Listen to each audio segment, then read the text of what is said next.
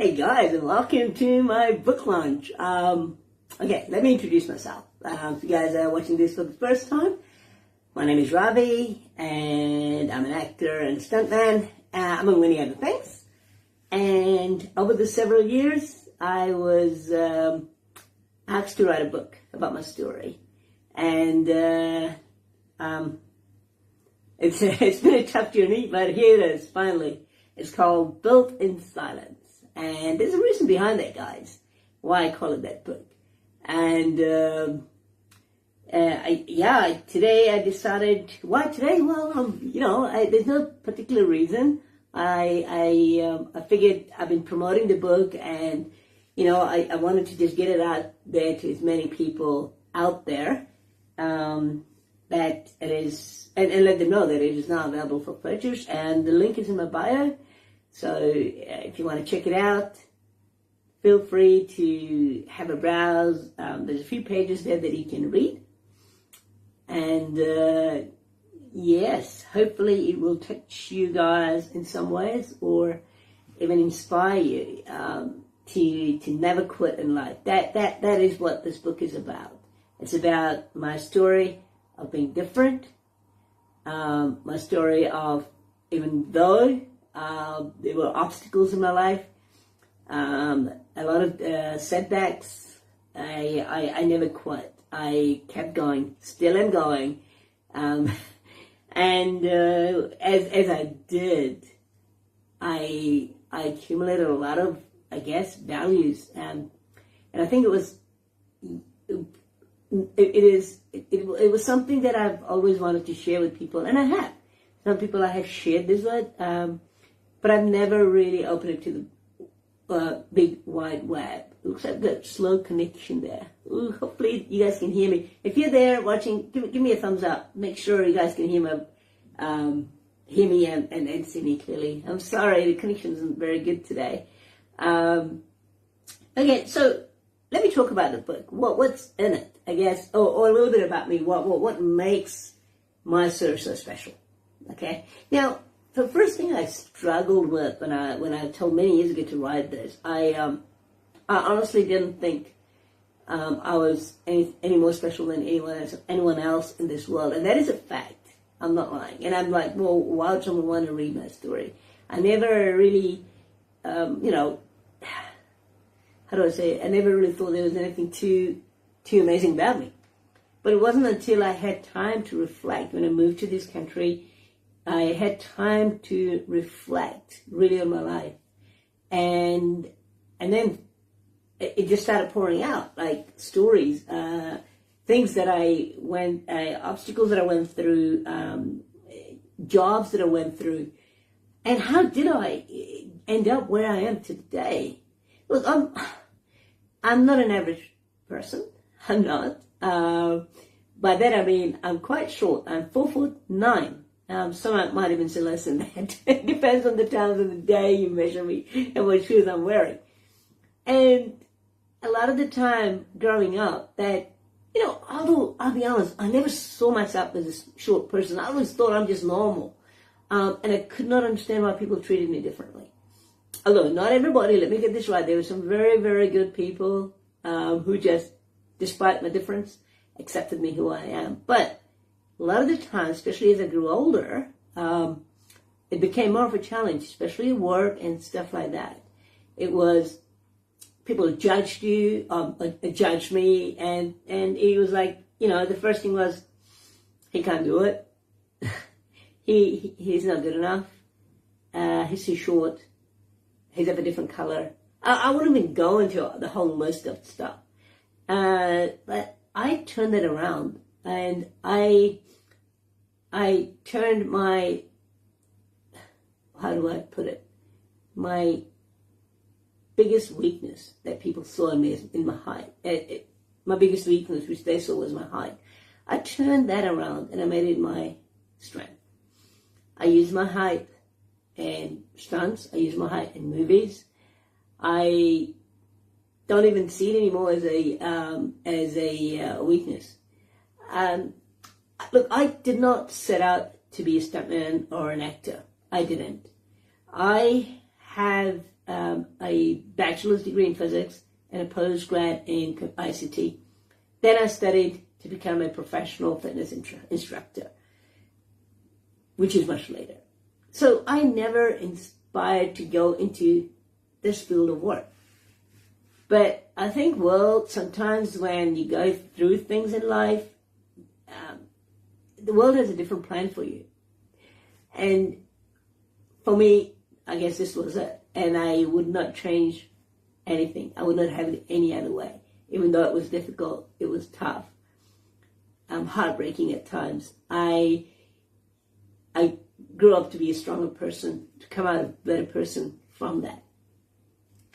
So that, in a way, encapsulates the reason why I wrote this. It's like today people often think that, they have even said this to me over many, many years, like, oh, your life was easy, you had it easy, and that's why you're doing what you're doing, which is completely wrong. I trained on my own, alone.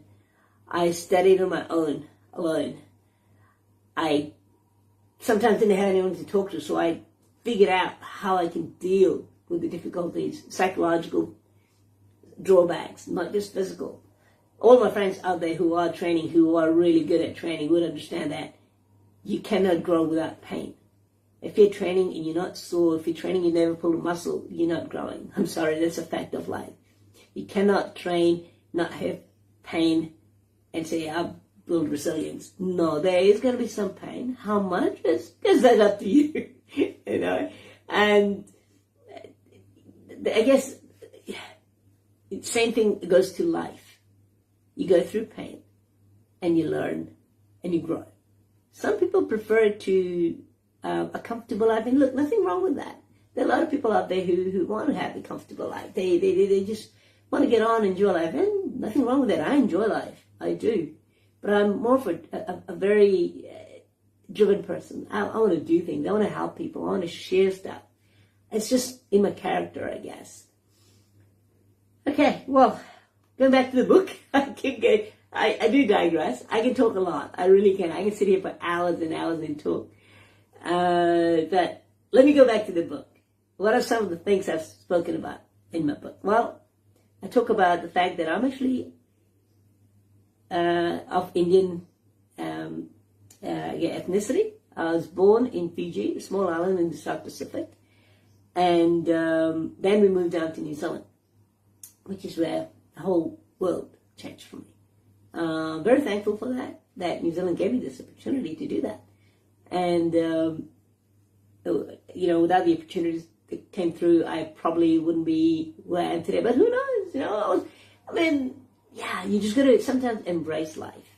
So I talk about that in my book. I talk about the times when you're going through school, high school.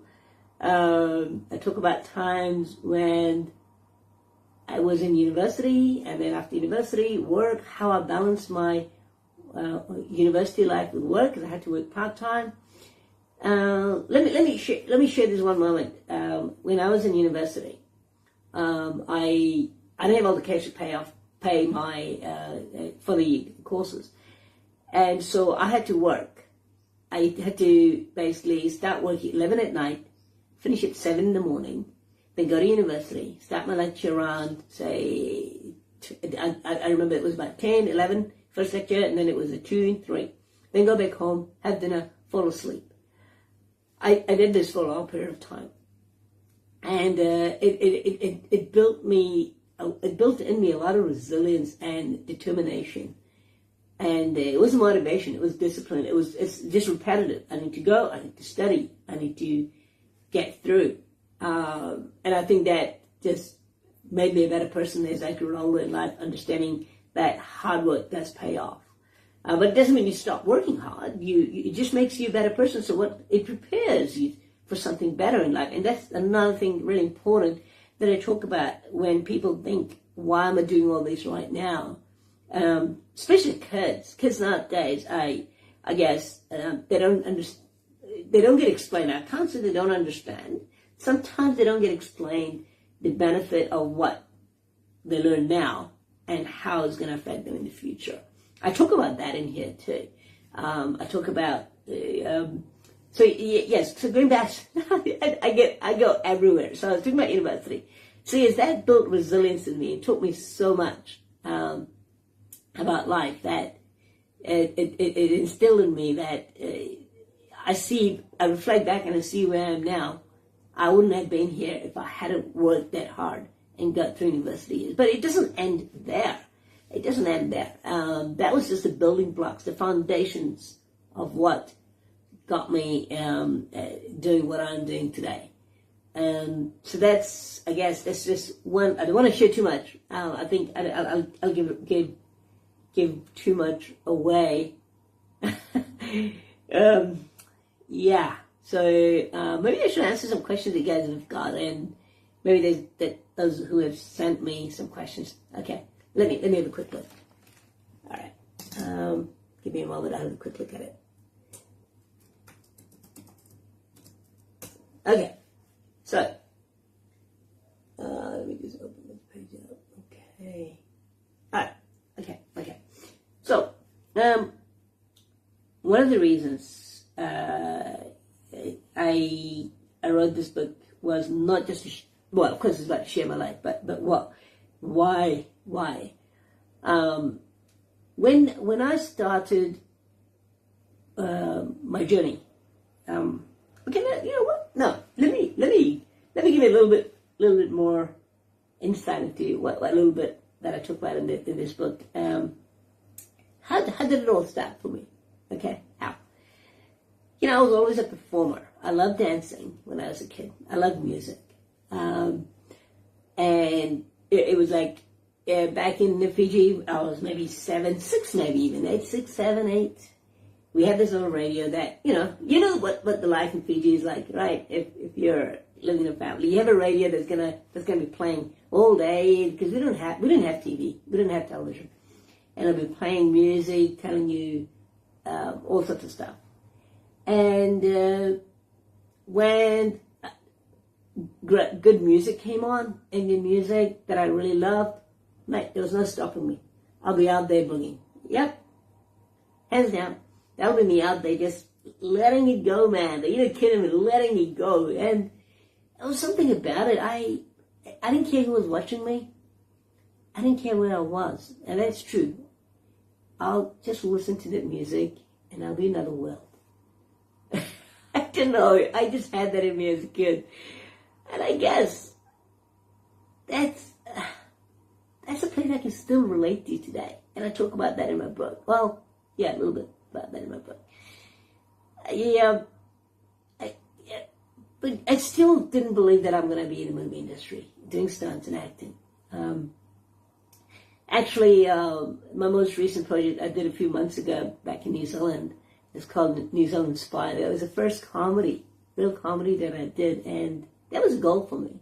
I just wanted to do it. And I enjoyed it so much. I'd love to do more of that. And if there's another project coming up, man, I'd love to get into comedy. That's my thing. All right, so how did I get into I still haven't told you how did I get into the movie industry. Okay. I was basically just doing my shopping in a shopping mall. And this lady approaches me. She hands me her card, facing down, and said, take a look at this and give me a call if you're interested. I took the card home and I showed it to my wife. And we thought, oh, okay, so it's just another talent industry. Yeah, it's probably a money-making thing. That's what I thought. We left it. I left it for about a couple of days. And then I thought, I was working as a contractor, as an IT specialist. I figured, I can schedule this around my work. So I picked it up. And yeah, I didn't throw it away. Something just said, don't throw it away, just give it a shot. And I gave them a call. And 2 days later, I believe it was a Tuesday that I went. Wednesday, I was at the agency taking photo shoots. And I believe it was Thursday, I had my first gig on Shrubland Street. I was an extra. That's where I started. Featured extra, actually. And not looking back. But that's where I really started to hone in the skills of camera work. I had no previous experience on being on camera, how to pause, how to talk, where to look, internalize. It's so subtle. If you guys doing drama, honestly, acting on camera is very different from being on stage. Okay, skills are important; they're transferable, but it's very different. And I might share some photos later on my social media. I had an opportunity to work with this school very recently, only about a month ago, with some kids, and they were doing drama. So I got to share my story, but not only that, the school asked me if I could perform with the kids. Oh, I just couldn't say no. I absolutely took it. So I got to perform with the kids, and when I first rehearsed with them, I had to get back into what it felt like doing stage performance, and I'm like, oh, okay, this is very different from camera, and so maybe I went too expressive, and then I had to pull it back. But then again, on the day, it all worked out, and it was really great. I had a great time. The parents came along. We had a great time. But yeah, that's something you got to keep in mind. Camera work is different from. They're both great. It's great to have both skills. You'll find that a lot of the actors, they come from a classically trained stage artists.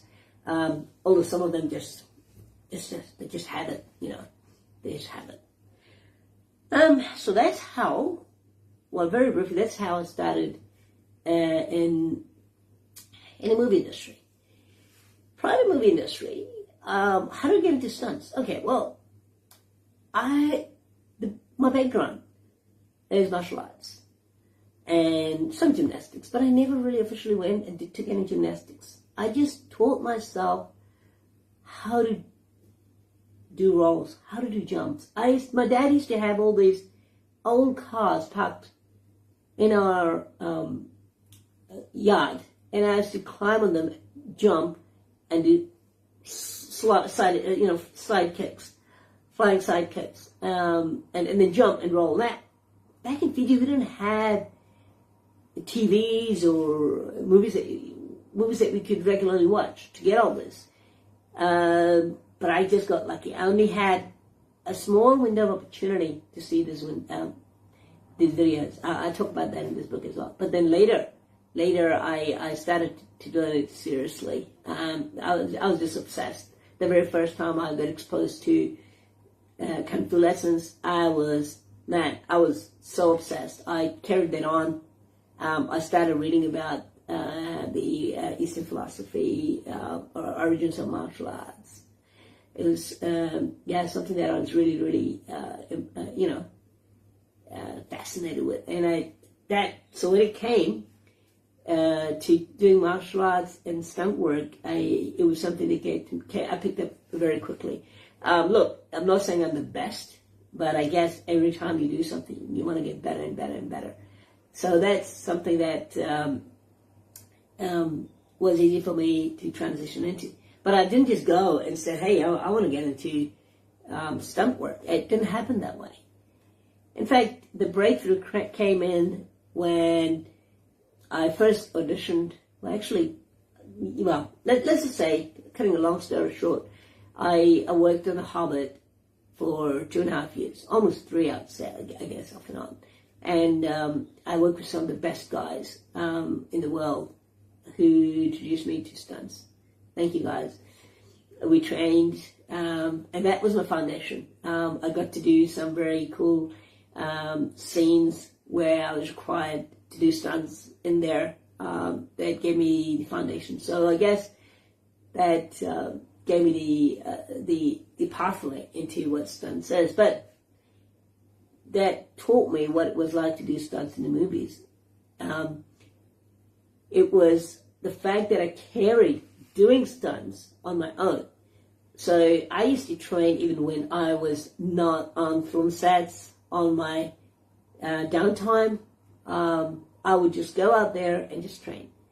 Now, I used to go and hit the gym, because that's really, really what I knew back then, right? Training in the gym, because everyone goes to the gym and train. And so I thought, if I keep myself fit, I keep myself healthy, mobility is great, then I'll probably get more work. And that's exactly what happened. The more I trained, the more I practiced my skills, the more work I started to get. And that led me to more movies, more stunt work. And then, of course, I then had acting roles as well. So it wasn't just like a lot of people think and look, there are some really, really great stuntmen out there who do a fantastic job. But I've seen so many people come and leave because they only prepare when they have something to do. They say, I got work, I want to go prepare now. Whereas I prepared so that when work comes, I am ready. That was a difference. That's the difference that kept me going. The work that I did when I'm not on screen, when I'm not out there in public. And there's a lot of people out there who do that, who work really hard. And these are people you probably never hear about. But they do make a difference. And when you work with them, you realize the discipline that they bring in. And it just resonates with you, and you connect, and you learn from each other.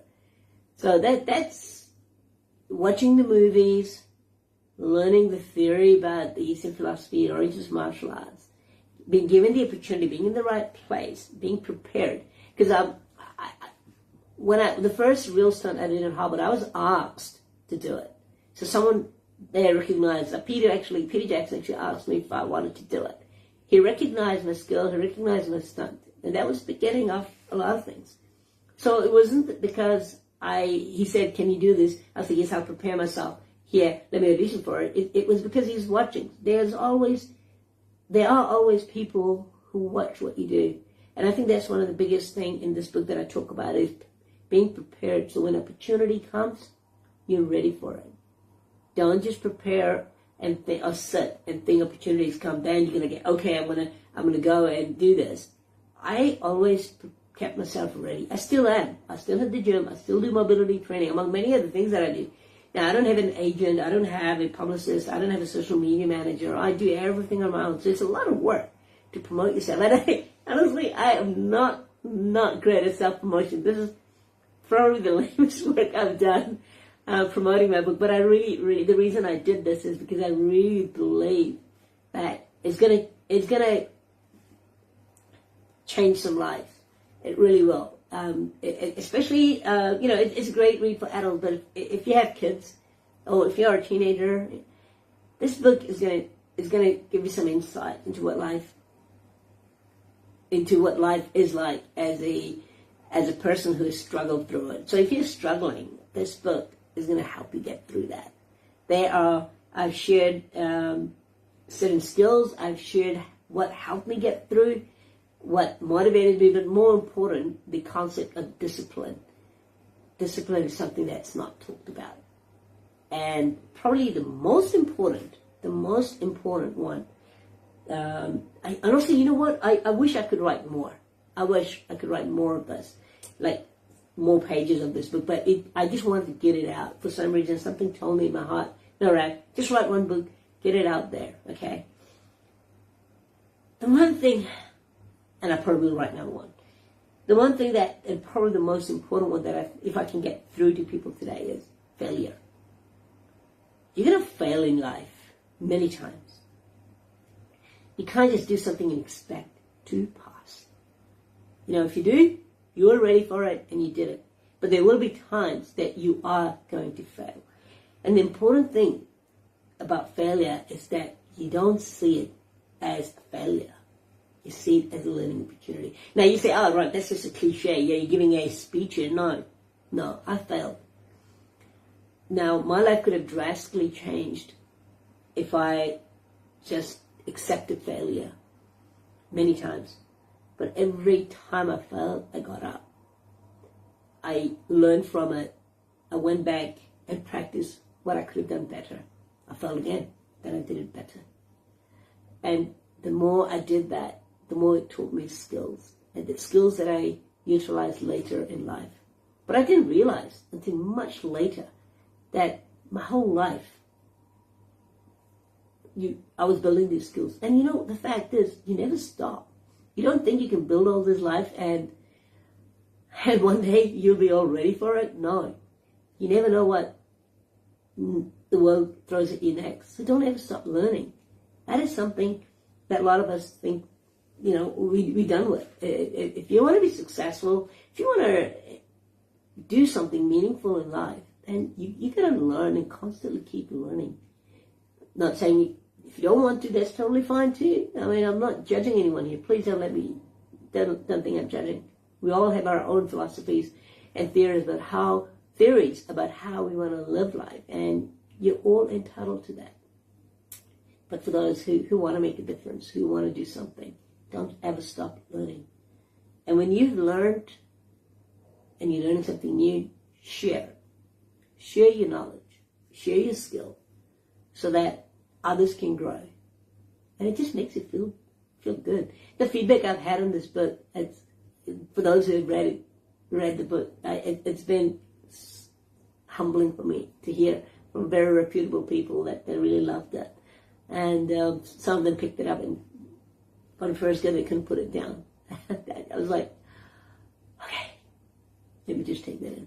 I was kind of emotional because this is the first time I've made myself really vulnerable in this book. I talk about a lot of stuff. I don't want to share everything, but I put my heart and soul in this. I really have. And what do you think of the cover? Can you see it? It's a chess piece. It's a knight. And the reason behind that, well, you're gonna have to buy the book to read that. There's a reason behind that. I didn't even know that. I've been told that. I didn't believe that. But when I started reflecting back on life, I realized, no, that is actually quite true. There's a reason behind why I've got that. And actually, if you look carefully, there's little pieces here. I made it very subtle. And the reason behind that is because it was all done in silence. All done in silence. So that's the reason behind the cover. And of course, the title, Built in Silence. I never really talked about any of the difficulties or any hardship that I went through. I never shared it with any of my friends. So, I have any friends out there? Sorry guys. I just am not a person who loves to talk about problems. And I think, especially guys listening, we need to talk. We need to talk. You need help? Ask. Talk to a friend you can trust. Someone who will really listen to you. Someone who's going to understand you. You don't always need advice, just someone to listen to.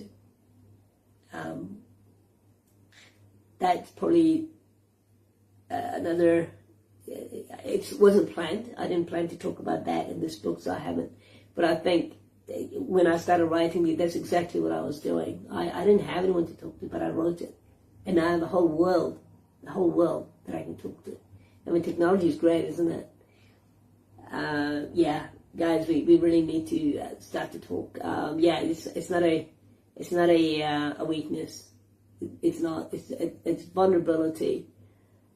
And human society is a concept that we're trying to avoid, especially if you're a guy. I don't know. Women, I think, are different. I'm assuming here, please don't get me wrong, but maybe there's some women who find it hard too. But I know from a guy, we try to brush things away a lot. And I think it's good that we start to do that and encourage people to talk about this. And I think it is something we need to start with in the little kids, with the young ones as well. That talking about failure, talking about resilience.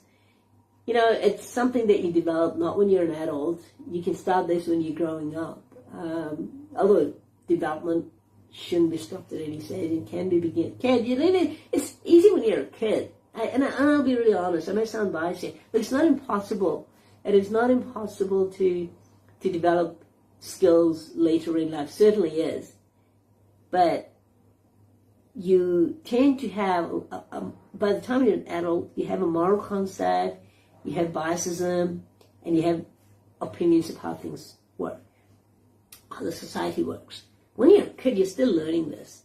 So without all that, how do I say, baggage around you, your mind is clear. And so certain concept, you'll be able to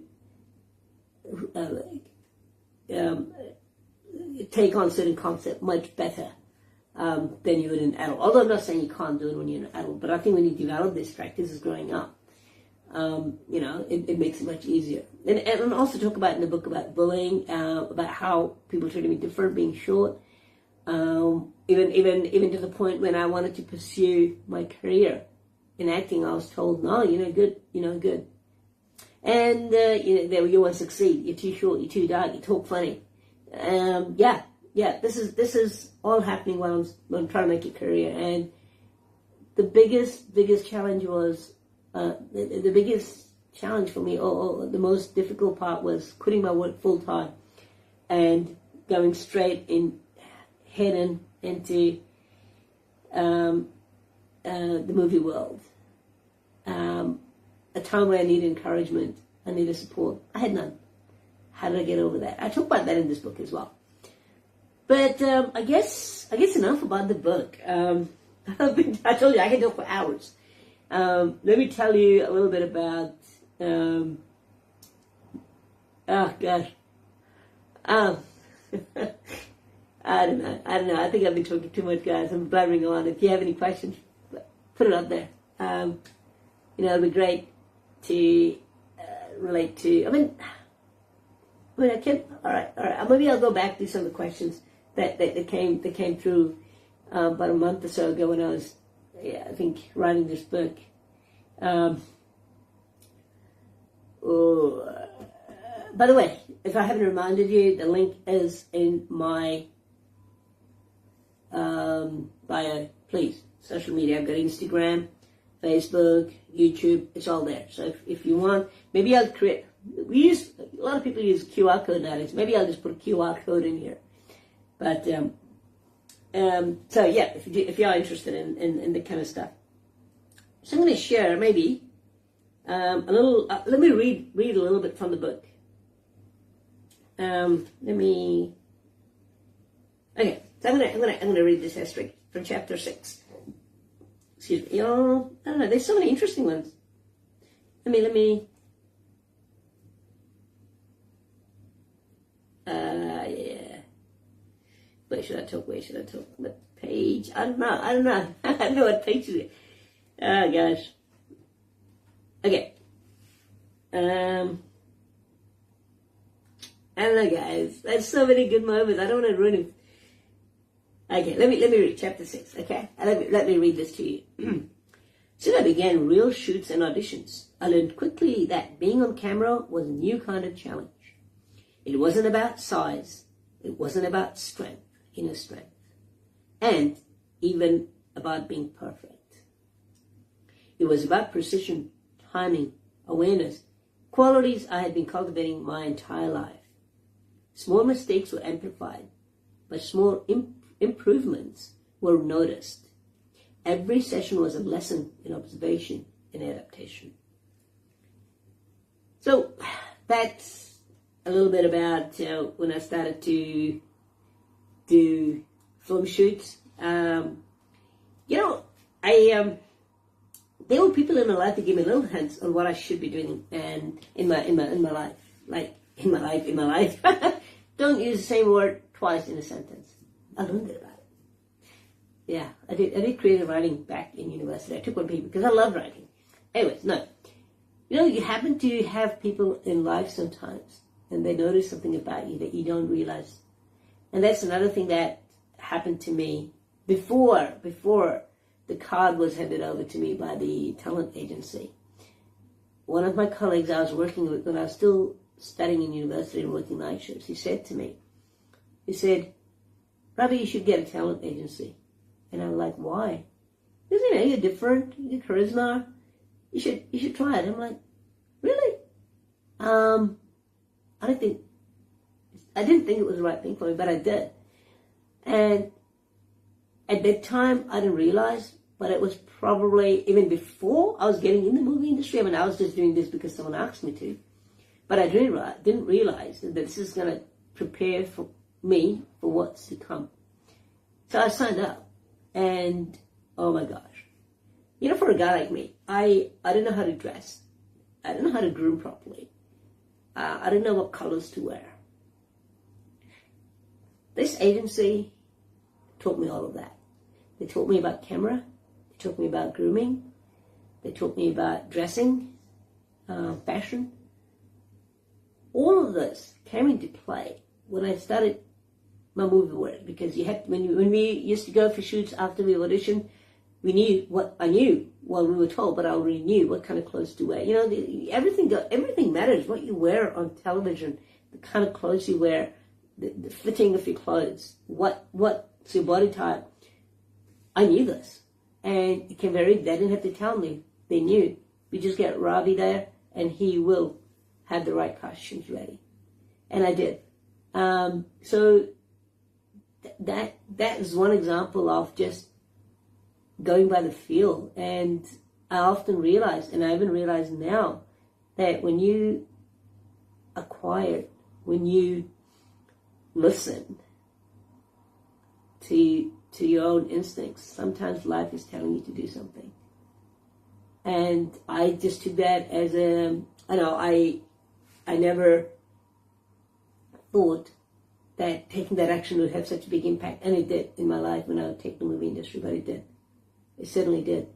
So I would encourage that. Sometimes, guys, a reflection and reflecting back on your day or on life if you're on a holiday, and seeing what you experienced and how it has grown you to a better person. It's probably a skill that we don't do much, but it was something that I've been doing since I was a kid, and that actually helped me develop my career. Now, I don't know if I'm going to continue this. Actually, there was someone asked me if I'm going to be, the reason for the book is because I'm cutting short my career. No, not at all. Not at all. In fact, I've already auditioned, and I should really be filming, but I kind of, it's at a stage where, for this film, and I just can't be there right now. Let's just say certain things in my life is taking priority. So that has to be stagnated for now. Maybe I will go back to it later. But no, definitely not quitting my career. No, not at all. But yeah, so that's another thing. I've actually talked about that in my book as well. You know, I started this journey with a lot of people. Some have already quit, and some are still with me. Very few. It's not an easy journey, guys, especially when you're different. And that's the message I want to put through in this book, that when you feel like you have some disability, or if you feel like the world is against you, you're not alone, and you can fight it. Okay? So I guess, what more can I say? Okay, well, should I, maybe, do you want me to read another extract from the book? Yeah? Okay. I haven't talked about this. Okay, let me read this part. My size, once seen as a limitation, had become an advantage. Efficiency, speed, and precision mattered more than bulk. Calisthenics had given me complete ownership of my body. Stunt training had refined my movement. Life had taught me resilience. There were long days and repeated takes. Physical fatigue tested the edges of endurance. But I trusted my preparation. I trusted my body. I trusted the quiet belief I had built over the years, forged through action, not affirmation. That's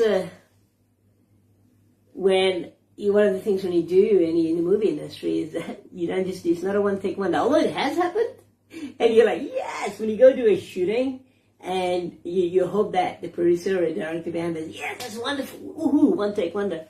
That has happened, yes, but very often you do takes after takes after takes after takes, and you're exhausted. And these don't just happen 9 to 5, guys. Sometimes you work 2, 3, 1, all hours of night. In the morning, that is. And you're exhausted. And you have a whole bunch of team. You know, it's all teamwork. It's not just, when you say movies, it's not just the actors. You have a whole bunch of team behind you to produce the magic that you see on screen. You know, so that's what I'm talking about there. That I trusted myself. I trusted my physical body. I trusted my mental strength that I can get through this. And I just did it over and over and over again. Let me tell you about a little, why do I say little? I shouldn't be saying little, should I? Let me talk about a stunt that I did in Fiji many years back. It was where I was required to double for a 10-year-old, and I was supposed to drive a go-kart, hit it straight into a tree. Now, a lot of things could have gone wrong. Because this is not, you don't have a cushion in front of the windows, you're strapped into the seat, you're just you, nothing protecting the glass, everything, and you just go back full speed. You're not letting go of the throttle. Okay, so coming in corners, and so we had a whole team. We rehearsed this, and I trusted the team, and they were a really great team. So to y'all, you know who you are if you're watching this. I wouldn't mention any names. I don't want to embarrass people. I'm always a little scared to mention names. I just don't know how people are going to take that. I honestly don't know. So anyway, so time came for the actual scene. Now, you think, if anything goes wrong and I hit the wrong spot, you only hit, or if I freak out, so you only get one take. Time came, the director goes, okay, let's wet the surface now. So I looked at him and I'm going really full speed, and it's a golf cart. It's a golf cart.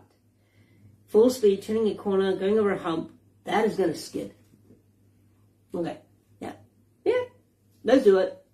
What am I going to do? I can't tell the director I'm not going to do it. And it was a one-take wonder. I went, did the thing. As soon as I hit, let go of the accelerator, that's pause. And then, you okay, Brad? Yep. I came out of there just with maybe a few bruises. No accident. And we could have taken a second take. And the fact is, I hit the spot where I was supposed to. I missed it though by 1 inch, that much. Okay, I'm not lying. And that was just a blessing because I hit it so hard, but it was the strongest part in the golf cart. We could have done this whole scene with a second take. It was just a dent, and that was it. And I walked out unscathed. So a lot of this thing that I've done was all to also learn to trust people, those around you, but also to trust yourself, your skill, that you can do it. You can do it. It's not impossible. When you build yourself through your life and you trust yourself and you trust the people that you work with, you can achieve your goals. And that's another thing. When you have that support, it makes life a lot easier. But you got to do the work. You got to have the skill. You got to make sure that those people trust that you are the right person. So you got to value yourself, and that's something I had to create. I had to make sure that I felt like I'm of some value, that I'm a valuable asset. Use me, trust me. That's another thing I talk about because growing up I didn't have that. I wasn't encouraged a lot due to my physicality. It was like, oh yeah, you just do this, you just do that, get a job. And it was no real, how do I say, encouragement to do something great in life. It was more like, I talk about that, and I'm not going to say who said this, but very often I was told that I'm useless and I'm good for nothing. And you'll never get anywhere in life. When those things repeatedly gets etched into your head almost every second day, that's something you'll find very hard to let go. And it took me a lifetime. Well, I'm still alive. It took me a long time to get over that. But I guess that was another thing that I worked with. I didn't accept it. I didn't accept that I was a loser. I didn't accept that I wouldn't achieve anything. I didn't accept that I'm good for nothing. I said to myself, I'm going to make something. Now, I'm not the best stuntman out there. I'm not the best actor out there. But to get to where I am, I had to work hard. And to me, that's an achievement for myself. But in doing that, I think I've opened doors to many people who feel the same way. And I think that's the importance of sharing this book, guys. I know what else to add there. I mean, I don't want to give away too much, but if you really want to hear the whole story, let me read the back. Read that. Okay? Small, undervalued, underestimated. Exactly what I was just talking about here. Yeah, you know what? I'll read this to you.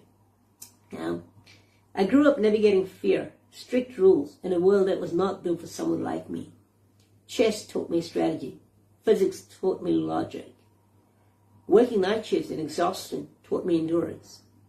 Acting in stunts taught me control, precision, and trust. And calisthenics taught me ownership of my body and myself. Playing chess with bottle tops to performing in blockbuster movies like Predator, Badlands, Hobbit, An Unexpected Journey, Desolation of Smog, Battle of the Five Armies, and more. My life was built on discipline, belief, and hard work that no one saw. Every moment, every choice, every sacrifice led to a single truth. Mastery is learned, quietly, step by step, in preparation and not in recognition. Built in Silence is a story of turning limitations into extraordinary results on screen, in life, and in pursuit. You only need to be ready. And that's my message here, guys. Thank you so much for those who've already pre-purchased it. The books will be on your way. And I can't thank those who encouraged me to write this. This is the hardest thing I've done in my life. This right now is the hardest thing I've done to sell myself like this. I wouldn't do it if I didn't believe in what I've written. I wouldn't do it if I didn't believe this book is not going to change your life. I believe it will. For those who need it, it will help you get through. And if you can, share the news, guys. We need to talk more about resilience. We need to talk more about failure. We need to talk more about vulnerability. I think technology is drifting us apart with what real human psychology is needed today. Thank you for those who have joined today in this, I guess, book launch at first. Hopefully not the only one. And I think I'm going to end it there now. I 15 minutes earlier, I guess. I don't know. Maybe I can do another one if you guys want, if you've missed this one. But if you take away anything from this, guys, just know that it isn't really hard for me to do this, okay? Being vulnerable and just, oh gosh, talking all about myself and things I've never shared personally. My personal stuff that I've never shared openly in life has been a real challenge. Harder than any stunts or movie work. And I had no idea how to do it. So hopefully you guys enjoyed this talk. I know I talk a lot and I can keep talking, but I want to stop. And wish you guys a very happy life. Stay safe and don't ever quit. Take care, guys, and I hope you guys make the choice and believe in yourself to do something drastic in this life, something drastically good that motivates and drives others to do the same. All right. Bye for now. Take care.